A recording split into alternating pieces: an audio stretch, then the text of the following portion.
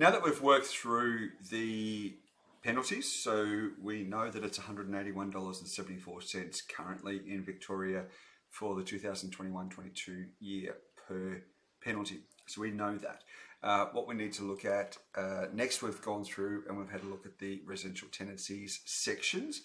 Now what I want to do as part of the training is I really want to have a look at the regulations. So we're looking at here the different regulations, and we start at regulation 8, which is the residential residential agreements, and then we're working through to around sort of 29 thereabouts. But we're just going to go through these, and I've already pulled them out and popped them into the Trello board with the links. So we'll just go through and have a look at those now. All right, so residential tenancies regulations. So as I said, regulation 8. And click on the link and the information sits inside of there. So I'll just jump out of that and look through.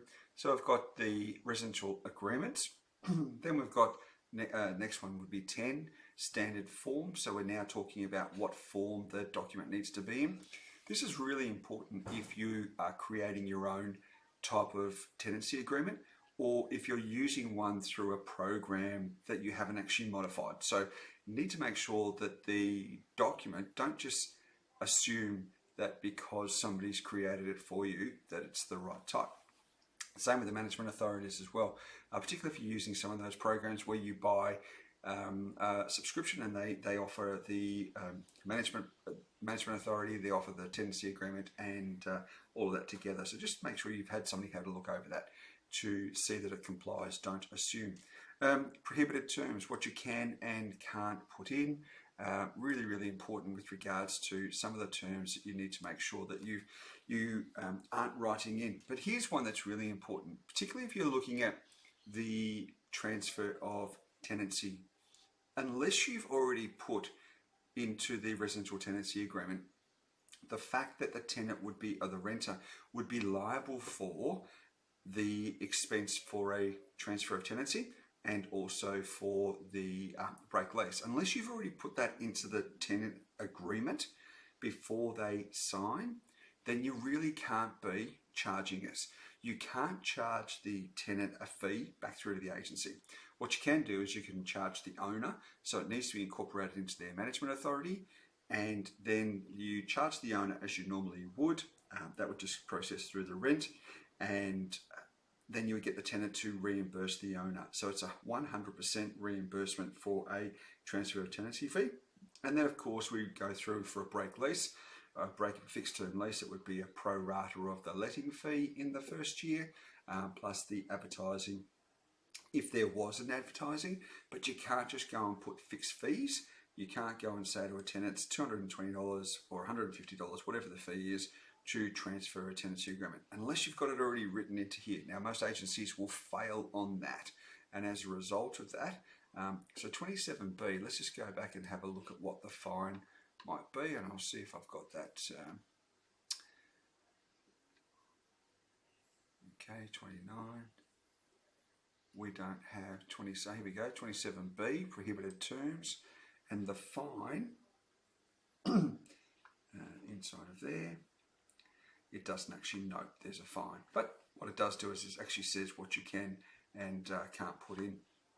So really important when we come back through to the regulations that we are complying, that the lease, the tenancy agreement complies. So we're at, where are we here now? So prohibited terms.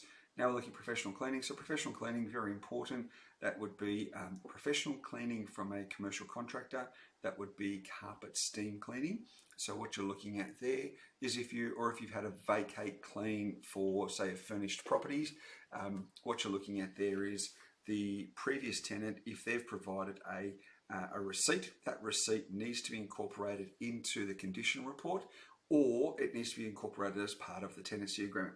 So my suggestion is you would write it into the tenancy agreement, but more importantly, you'd also make a special note saying something along the lines of, in accordance with the Regulation 12, if you want to do that, Regulation 12 of the Tenancies Act, Tenancies Regulations, the property has been professionally cleaned prior to the occupation of this premises, and it needs to be made good. So what you're looking for is that the property would be made good to the same condition that they got it in.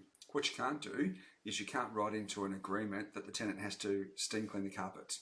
Can't do that because it's not valid. It's never been valid, but a lot of agents would do it. So in this scenario, what you're doing is you're providing a copy of the receipt. This is doing all things the correct way and agency best practice. Safety regs. So let's have a look here. Safety regulations. Okay, so 27C. So if we go back through to 27C, I'll just have a look here. Residential Tenancies Act. 27C. That's the cleaning inside of there. Okay. Safety regs, safety regulations inside of there, and now we've got the next one would be statement of information for rental applicants. This is as part of the advertising campaign. You need to make sure you're providing that prior to the tenants signing the lease. Information which rental providers must not require applicants to disclose. You can't ask whether they got their bond back and what the outcome was, if they went to VCAT, those sorts of things. Really important that you've gone and conducted some training. So I'm not going to go through all of these, but you need to make sure that the owner or the agent is disclosing information. So this as part of the application process. Amount of rent doesn't exceed the bond, so it's $900. Condition report. Here's one that a lot of agents really struggle with. The condition report must be signed. We talked about that in the Residential Tenancies Act. The sections there. You must have a signed condition report provided to the tenants prior to their occupation. If it's a paper-based one, you need to provide 2 copies, one for them, one for you to come back. So they've always got a copy. If it's an electronic, you can just do the one, but need to make sure that it's sent time and time again when I'm doing audits. The condition reports haven't been signed. Payment of rent, need to make sure that there's at least one free method inside of there. Energy rating for the systems, for the appliances. That's really, really important to make sure that any replacement items are energy rated correctly. Safety devices, so we're looking at gas, electric inspections, pool barriers, safety fence, swimming pool spa, and also smoke detectors. So that's really important. Minimum standards. Property must meet minimum standards prior to taking the tenant taking occupation of the property. If it doesn't meet the minimum standards, as we indicated before, I think it's a $60,000 fine, $54,000 fine. If we go back through and I'm not sure where minimum standards, there we go, 65A.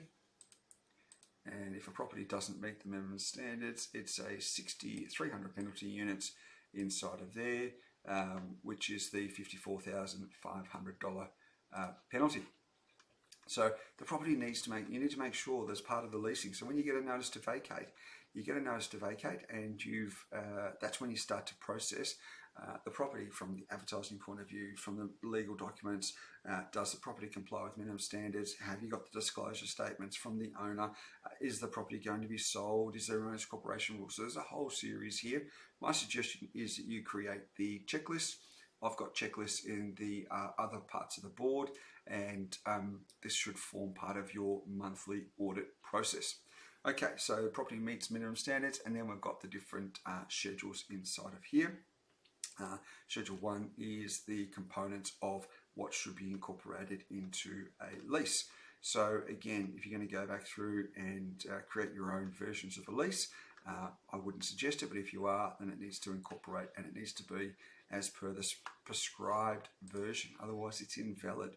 Then what we've got down here is the next one. So we've got the regulations, and there is some fantastic information sitting on Consumer Affairs websites. And what I've done is for you here is I've gone and put a couple of things. So residential rental agreements, that's the one we just looked at. The renter's guide, it's critical. If you're not providing the renter's guide, you must do that prior to the tenant taking occupation. Prior to them actually signing the lease. If not, it's again $54,500 fine. The rights, minimum standards, and break lease provisions inside of there. So there's a whole range of information in there that the leasing, virtual assistants, admin, Of course, property managers, senior managers need to know, accounts team needs to know, reception needs to know. So this would form part of your training, your ongoing training, but more importantly, so this video might form part of your regular training, particularly for brand new people and as part of the audit compliance. Thanks for that. The next video we'll go through and we'll start to talk about a couple of points that are really important for the agents to what you can and can't include in an agreement.